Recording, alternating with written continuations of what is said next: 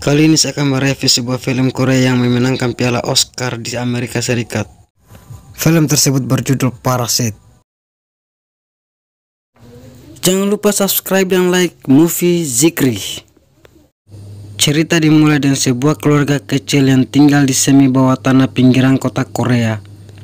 Anak tersebut sedang berusaha mencari signal wifi gratis dari para tetangga-tetangganya. Sumber penghasilan mereka didapatkan dari melipat kotak pizza, dan itu pun dirasa tidak cukup. Suatu ketika, mereka tiba-tiba didatangi oleh tetangganya. Setelah berbincang-bincang sedikit dalam rumah, tetangganya tersebut menawarkan Kyo untuk pekerjaan, yang dimana pekerjaan tersebut menggantikan dirinya untuk menjadi guru les sementara waktu. 2 hari kemudian Kyo pergi melamar ke rumah orang kaya tersebut dengan membuat sertifikat palsu. Setelah memasuki rumah orang kaya tersebut, Kyo merasa takjub dengan halaman yang sangat luas. Tak lama dia disambut oleh pembantu rumah kaya tersebut, dan pembantu tersebut memanggil sang pemilik rumah. Proses interview pun terjadi di antara Kyo dan sang pemilik rumah.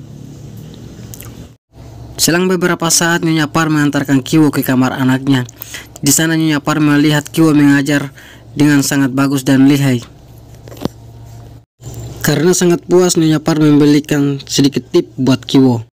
Kemudian Nyonya Park bercerita kalau dia sedang mencari pengasuh untuk menjaga anak laki-lakinya yang pintar melukis. Disinilah dimulai jiwa alibi Kyo menawarkan sepupunya yang ternyata adiknya. Keesokan paginya Kyo mengajarkan sepupunya yang ternyata adiknya sendiri. Di antara percakapan tersebut, anak orang kaya menguping pembicaraan mereka. Rupanya gadis tersebut menyukai Kyo, dan pada akhirnya, singkat cerita, Nyonya Park mengantarkan Jessica ke kamar putranya, namun dia disuruh tunggu di luar. Karena merasa cemas, ia lalu pergi, dan secara tidak sengaja Dungso langsung jadi penurut. Dalam waktu yang singkat saja, Jessica sudah menjelaskan kekurangan dan kelebihan anak dari Park. Setelah selesai mengajar, suami Nyonya Park menyuruh supirnya untuk mengantarkan Jessica. Di sana, jiwa busuk Jessica mulai beraksi dengan membuka dan melepaskan begitu saja. Keesokan paginya mereka pergi ke restoran untuk menikmati gaji pertama mereka, karena ini baru pertama kali. Singkat cerita, rencana busuk Jessica berhasil. Ia lalu memberitahu istrinya untuk memecat sang sopir tersebut. Untuk mengisi kekosongan, Jessica menawarkan pamannya yang rupanya ayahnya sendiri. Hanya dengan bermodalkan sering datang ke showroom Mercedes-Benz, ayah Kyo sudah menjadi sang sopir pribadi suami Nyonya Park. Bahkan ketika pembelokan tajam, kopi dari sang suami tidak tumpah meskipun sedikit.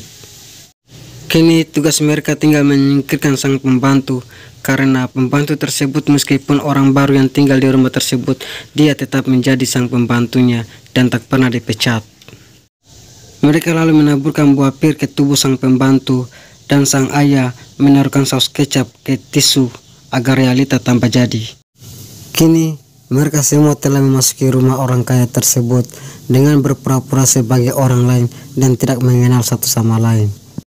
Suatu ketika, keluarga Park pergi berkemah untuk merayakan ulang tahun anaknya. Di momen inilah, keluarga Kim menikmati fasilitas-fasilitas yang ada. Bahkan mereka tidak ragu untuk meminum-minum.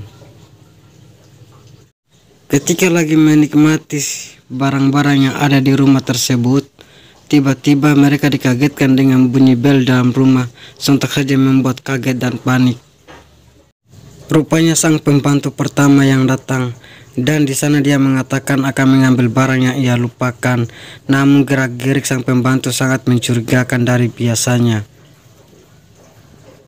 Setelah berhasil memasuki rumah, sang pembantu tersebut langsung menuju ke dapur dengan muka yang senyum. Karena rela menunggu, akhirnya Chungso mengikutinya dan mengecek. Ternyata di dalam rumah tersebut terdapat ruang bawah tanah. Karena merasa terkejut dan heran, Chungso lalu mengikuti pembantu tersebut, dan ternyata di dalamnya ia menyimpan suaminya selama ini tanpa ketahuan. Ia lalu mengambil handphone untuk menelepon Nyonya Park. Namun secara tiba-tiba suami dan anak-anaknya terpeleset dan jatuh. Dalam waktu singkat sang pembantu pertama mengambil handphone dan merekam untuk menjadikan buktinya. Keadaan mulai berpihak ke pembantu pertama dengan bukti rekaman yang ada. Kim yang menyadari tak ingin dijadikan boneka, ia lalu mulai merebut HP tersebut dan peributan pun terjadi di antara mereka semua. Lalu sang gadis mengambil buah pir untuk kelemahan pembantu pertama. Di tengah kegaduhan tiba-tiba bunyi telepon berdering. Yang rupanya ternyata Nyonya Par akan datang tak jadi berkemah karena tenda mereka kebanjiran. Hanya dalam waktu yang singkat saja semua barang-barang yang berantakan dibersihkan dan sang pembantu pertama diikat kembali dalam brankas. Tak lama Nyonya Par datang, namun mereka semua belum keluar dari rumah tersebut. Ketika rumah mulai aman, satu persatu mulai keluar. Namun sialnya Dangso, sang anak orang kaya tersebut, ingin bermain dan buka tenda di luar.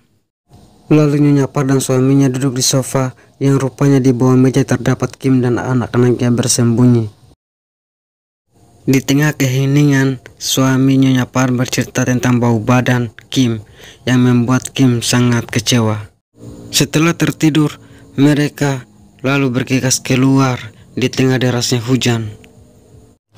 Kim dan anak-anaknya melewati beberapa anak tangga untuk sampai menuju ke rumahnya, dan jalannya sangat licin akibat hujan yang sangat keras. Mengetahui rumah mereka kebanjiran, lalu mereka menyelamatkan barang-barang yang berguna. Tak lama mereka mengungsi bersama masyarakat-masyarakat lain. Keesokan paginya Nyonya Par membuat pesta sebagai ganti dari batalnya perkemahan dan meminta Chungso untuk membantu. Di tengah keramaian, Kiwo menuju ke lantai beruang bawah tanah untuk menghabisi sang pembantu pertama. Namun tiba-tiba batu yang dia bawa terjatuh dan menimbulkan bunyi yang sangat keras. Ketika hendak mengecek, tiba-tiba dari belakang suami pembantu tersebut lalu mengeceknya dan naas bagi Kiwo. Ia lalu pergi ke depan untuk membalaskan dendamnya. Rupanya sang istri tercinta telah tewas dari alergi buah pir tersebut. Dalam seketika Chungso tewas. Ibu Kiwo yang melihat anaknya telah tiada lalu membalaskan dendamnya. Tak lama suami Nyonya Par datang mengambil kunci yang dilemparkan oleh Kim. Namun Kim melihat tingkah laku sangat tidak enak, lalu dia mulai membunuh dan meninggalkan tempat tersebut. Setelah kejadian tersebut, mereka didakwa sebagai tahanan rumah.